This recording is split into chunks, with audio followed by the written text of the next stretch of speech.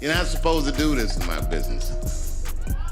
I'm up here doing something that nobody else in this business has the balls to do. I'm telling you something that you need to know. Crossing over the next plateau. Yeah. Would you say you lost your mind, sort of? No. What is happening in Hollywood? Nobody knows. The worst thing to call somebody is crazy, is dismissive. So check it out. Dave Chapelle, the guy who's always dropping truth bombs, apparently has some crazy dirt to spill this time. Word on the street is he's about to expose Oprah Winfrey, you know, the queen of everything, as some kind of puppet master pulling the strings for Hollywood big shots like Diddy. And now folks are all over the place saying maybe Oprah's behind those lawsuits Diddy's caught up in lately. This is some next level stuff. But first, let's talk about what actually is happening to Diddy and why all this fuss. So after more than 10 years together, Cassie is coming out swinging against Combs, alleging a string of A incidents, including violent beatings and H, during their relationship. The New York Times broke the story, painting a disturbing picture of Combs controlling every aspect of Cassie's life. The lawsuit lays out a grim pattern of A, violence, and SH that lasted until their split in 2018. She said in a statement to the Times that after years in silence and darkness, she was finally ready to tell my story and to speak up on behalf of myself and for the benefit of other women who face violence and A in their relationships. A representative for Combs, who goes by multiple monikers such as Puff Daddy, P. Diddy, and Love, strongly denied the allegations, labeling them as offensive and outrageous. The spokesperson insisted that these accusations emerged after Ventura allegedly sought a purported $30 million settlement from the mogul. And Cassie, whose real name is Cassandra Ventura,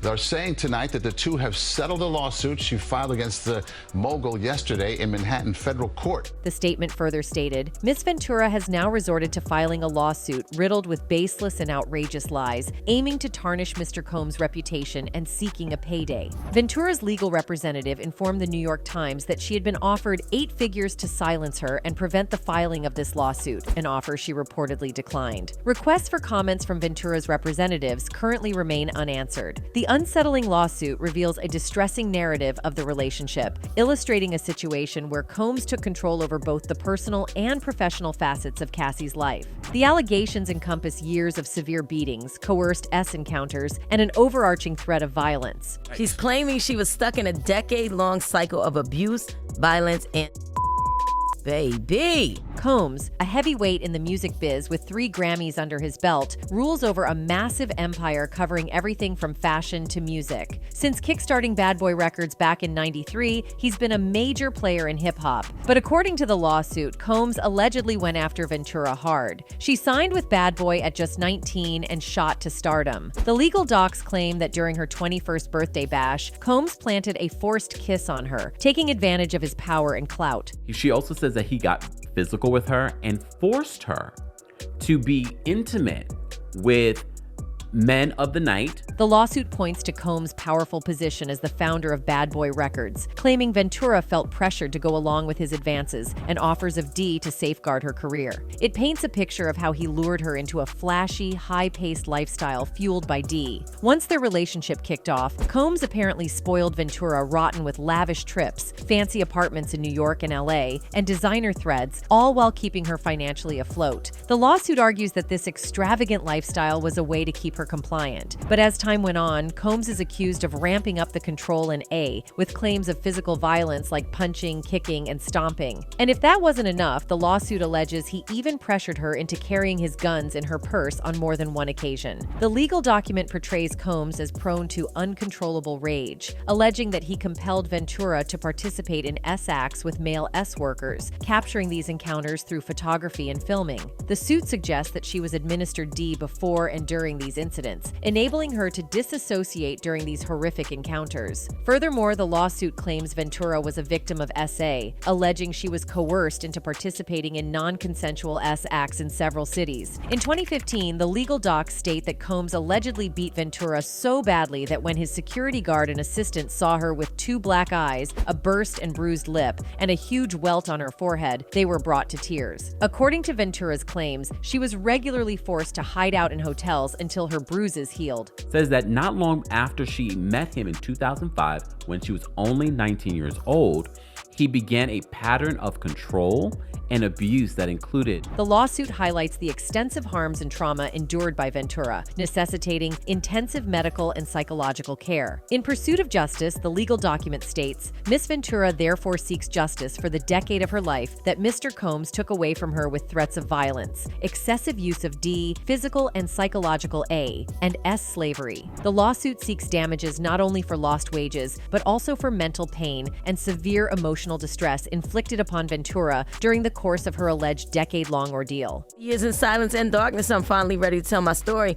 She's speaking up on behalf of herself and for the benefit of other women who face violence and abuse in their relationships. In another disturbing incident in 2013, Diddy supposedly orchestrated a freak-off event that resulted in tens of thousands of dollars in damages to the hotel. As per the lawsuit, Cassie was tasked with arranging the venue and hiring male S-workers for these gatherings. Allegedly, she was instructed to scour websites and escort services to find men with large black P. The lawsuit claims that Diddy demanded these encounters on a weekly basis, repeatedly telling her it was our thing and our secret. Oh, it's wanted, but Cassie, who searched for the big black. Cassie alleged that these freak-offs frequently occurred in hotel suites, including notable locations like the Trump International Hotel in Columbus Circle, L'Hermitage Beverly Hills, the London Hotel in Los Angeles, and intercontinental hotels across the country. Supposedly, Diddy's assistants were involved in organizing these events, providing supplies like baby oil and lubricant. The lawsuit states, Mr. Combs always supplied Miss Ventura and the S-worker with copious amounts of D before and during the FOs. Miss Ventura was given ecstasy, C, GHB, ketamine, M, and A in excessive amounts during FOs, which allowed her to disassociate during these horrific encounters. It became commonplace to get IV fluids in the days after an FO to recover from the excessive substances pushed upon her. Cassie claimed that Diddy would instruct her to douse herself in excessive amounts of oil before directing her and the S-workers on what to do. Mr. Combs would say things like, grab that big black D and ask her, how does it feel, as he directed her to perform for him, the lawsuit states. Allegedly, Diddy used his phone, laptop, and tablet to film the freak-offs, treating it like a personal art project and adjusting the lighting to his liking. Adding to the legal maelstrom, one of the producers, Lil Rodney Jones, filed another lawsuit. According to Lil Rod, Diddy's realm is a chaotic world filled with cash, power plays, and shady dealings. He's alleging possible disturbing rituals, humiliation, and being shortchanged over 50 grand for his work on the Love record released on September 15, 2023. Dang, Diddy just can't seem to shake off these legal storms. New allegations against Sean Diddy Combs. A music producer is accusing hip-hop mogul of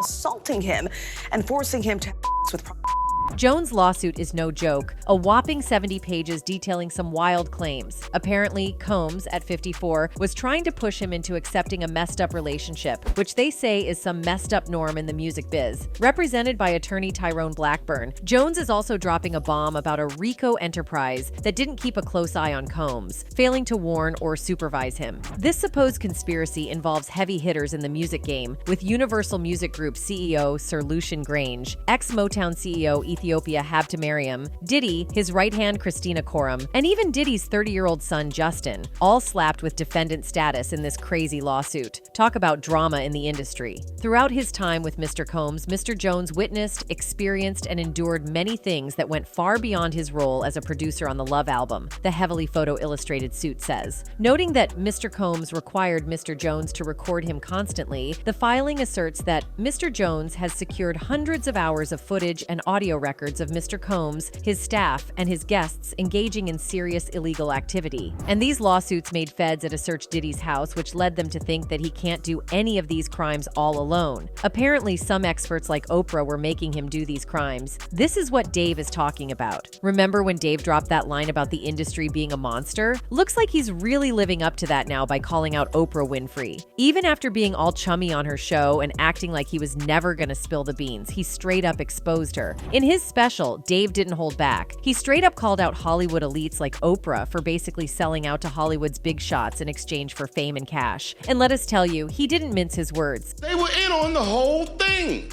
I felt so wronged. I felt so.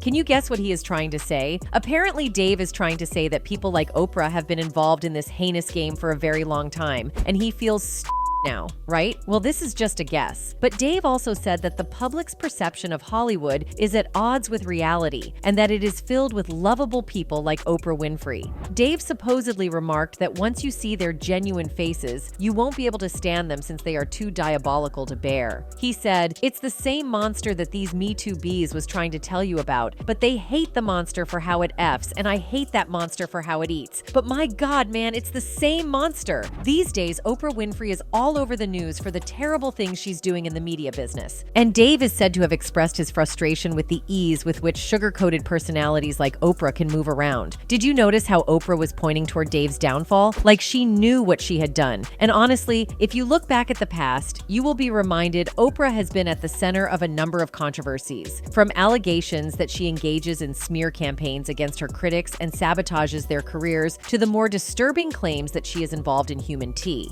Oprah legitimized the notorious criminal Joe Teixeira, aka John of God, as a miraculous faith healer, one who could cure cancer. And if you talk about smear campaigns against her critics, you would really like Monique Oprah's controversy at the top. And if you don't know, let me tell you that Oprah has totally ruined Monique's career, that she is allegedly now about to get homeless. And look at Oprah, who hasn't even apologized to Monique for the damage she has caused to Monique. So for 8 years, my family has suffered and my career has suffered because what I would not allow those entities to do was bully me. But why hasn't Oprah apologized yet? Obviously because of her ego and pride. In 2009, Oprah and Tyler Perry released their Lee Daniels-directed film, Precious to the World. The makers of the film made the decision to send Monique on a publicity tour in order to capitalize on the enthusiasm produced by the media as a direct result of the positive critical reception the movie garnered. She said, "I had no idea I'd been blackballed because I don't think that Hollywood has turned its nose up to me," said the actor, suggesting someone had decided to teach Monique a lesson because she's not playing the game.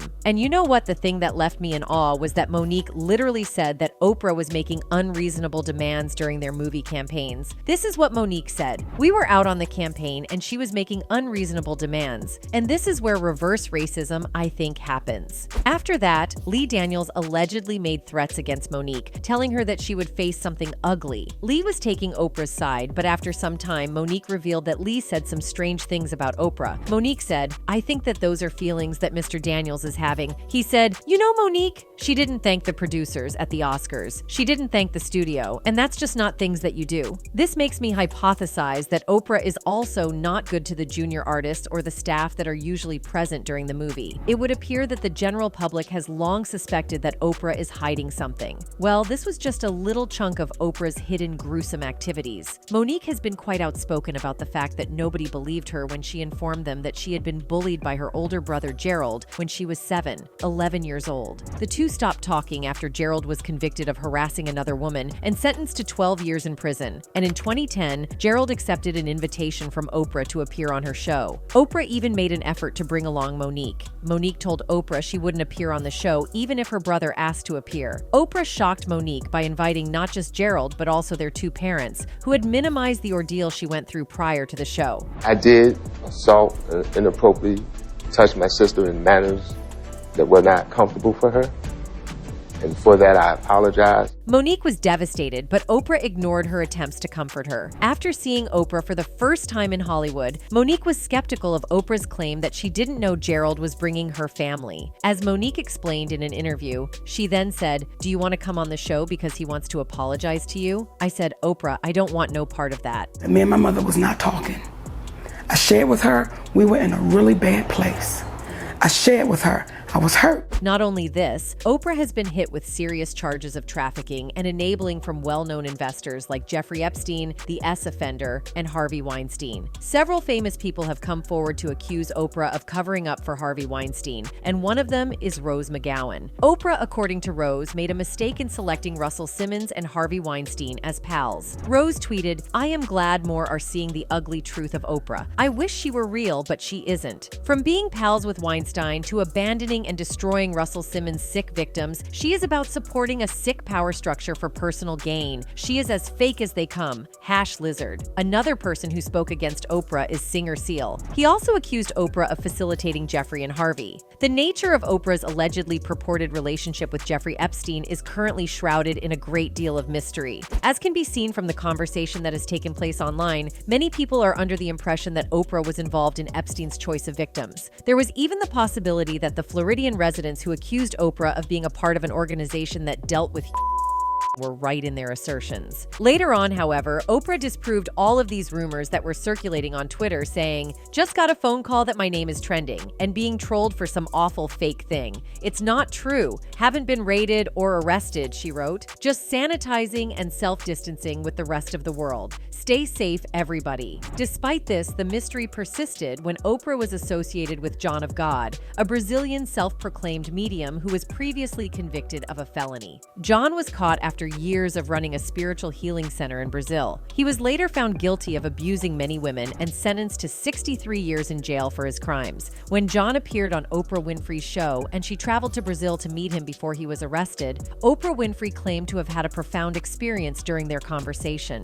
"This is an interview I wasn't sure would ever happen. One of the most famous spiritual healers in the world rarely talks to anyone on camera." So there have been these rumors floating around for a while about Oprah supposedly not being so great for some up-and-coming actresses, like she's been messing with their heads or something. And now, Cindy Crawford, the OG supermodel, spilled some tea about her first run-in with Oprah on that Apple TV Plus show The Supermodels. And let me tell you, Cindy didn't hold back. From what I've heard, Cindy wasn't exactly singing Oprah's praises. She's got some beef with her, it seems. Let's dig into what Cindy had to say about Queen O.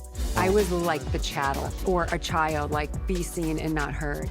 When you look at it through today's eyes, when Oprah's like, stand up and show me your body." It seems Cindy Crawford's first encounter with Oprah Winfrey was a far cry from her later appearance on Oprah's Masterclass in 2013. Back then, she got real about how her looks shaped her self-perception. ABC News reported that Cindy felt like she was constantly being judged based solely on her appearance, which pushed her to assert herself as more than just a pretty face. She straight up said, "I felt judged by the way that I looked. I think it set me on a course to represent myself as someone who has a brain." But here's the kicker. Before Cindy sat down for that deep chat on Masterclass with Oprah, she took a step back to really think about how she was seen by others. And it seems like her early experiences on the Oprah Winfrey Show weren't all sunshine and rainbows, especially when she looks back on them now. Cindy's got me wondering how Oprah's actions back then might be viewed through today's lens. Sounds like there might be some unresolved tension between these two that needs airing out. "Show us why you're worthy of being here." In the moment, I didn't recognize it. Only when I look back at it and I was like, oh my gosh, that was so not okay, really. In the pilot episode of The Supermodels, Cindy Crawford reflected on the first time she appeared on the Oprah Winfrey Show. Crawford was just 20 years old when she and her manager, John Casablancas, appeared on the Oprah Winfrey Show for the first time in 1986. Interestingly, it was not only Crawford who was learning the ropes. Winfrey's show had just been syndicated in September of that year. Winfrey directed many of her questions to Crawford's manager, asking him, "So did you have to groom her? Did she always have this body?" Winfrey then addresses Crawford and asks the model to stand up so that everyone can see her. Crawford commented on this particular Oprah segment in the Supermodels episode. "I was like the chattel or a child, like be seen and not heard when you look at it through today's eyes. When Oprah's like, stand up and show me your body, show us why you're worthy of being here." The former supermodel found the interview distressing, expressing, "I was so traumatized. I really felt I was not seen as a person who had a voice in her own destiny," as reported by the Los Angeles Times. Crawford admitted that she didn't fully grasp the extent of it at the time, but with age, she came to realize how inappropriate the situation was. Following Crawford's public comments, Oprah Winfrey appeared to respond by taking down the interview from YouTube. Cindy Crawford publicly confronted Oprah Winfrey over her handling of a 1986 interview, and nearly 4 decades later, social media users shared their varied opinions. Even Oprah Winfrey's close friend Gayle King commented on the situation, despite not having seen the interview. King expressed surprise and a slight disappointment, saying, "I'm surprised and a little disappointed, because I know Cindy's been on her show many times, and it has always been a pleasant experience. So I would hate to think that something that happened years ago could have bothered her. It's not Oprah's thing to humiliate or make anybody feel badly." King also added that, to her knowledge, Winfrey and Crawford's relationship was still in good standing. Interestingly, in 1986, the billionaire shared insights about her interviewing approach with the New York Times. She stated, "Vulnerability is the key. People appreciate when you can be honest. It lets them feel more comfortable about being themselves. And later added, I understand my commonality with the human experience. It's worth noting that a dose of that vulnerability and commonality might have had a significant impact on an interview with a certain model a few months later. There's also been some buzz about Oprah Winfrey and Taraji P. Henson supposedly not getting along during the press tour for the new Color Purple movie. People started speculating after seeing a video where they looked kinda tense, you know? Fans were all over it, analyzing their body language and stuff, thinking there might be some beef between them. But hey, both Oprah and Taraji shut down those rumors real quick on social media. Oprah gave Taraji props for her talent and was all hyped about her playing Shug Avery in the flick. And Taraji had Oprah's back, talking about how much support and guidance she's gotten from her. So yeah, they basically showed everyone they're tight and have mad respect for each other. And let's not forget about Oprah's epic media empire. We mean, she's a powerhouse in TV, acting, and publishing. She's racked up tons of awards, even scoring the Presidential Medal of Freedom. And besides all that, Oprah's known for her big-time philanthropy work and speaking out on social issues. Now let's talk about Taraji P. Henson. Born on September 11th, 1970. She's another powerhouse in the acting world, with a career that's been going strong for more than 2 decades. Taraji really blew up thanks to her killer performance as Cookie Lyon on the hit show Empire. Sure, she might not have Oprah-level influence, but Taraji's got her own thing going on. She's earned heaps of praise and even scored an Academy Award nomination for her role in The Curious Case of Benjamin Button. And beyond just acting chops, Taraji's known for speaking up on important stuff, like tackling pay gaps and fighting for better opportunities for Black women in Hollywood. So even though they're different in how they've impacted the entertainment biz, both Oprah and Taraji have left their mark in big ways. So despite some rumors swirling around, Oprah Winfrey and Taraji P. Henson are actually tight. Oprah, you know, the queen of media, has been showing love for Taraji's talent all over social media. She's even the big boss behind the scenes as executive producer for the Color Purple movie. And Taraji, the acting powerhouse, had Oprah's back too.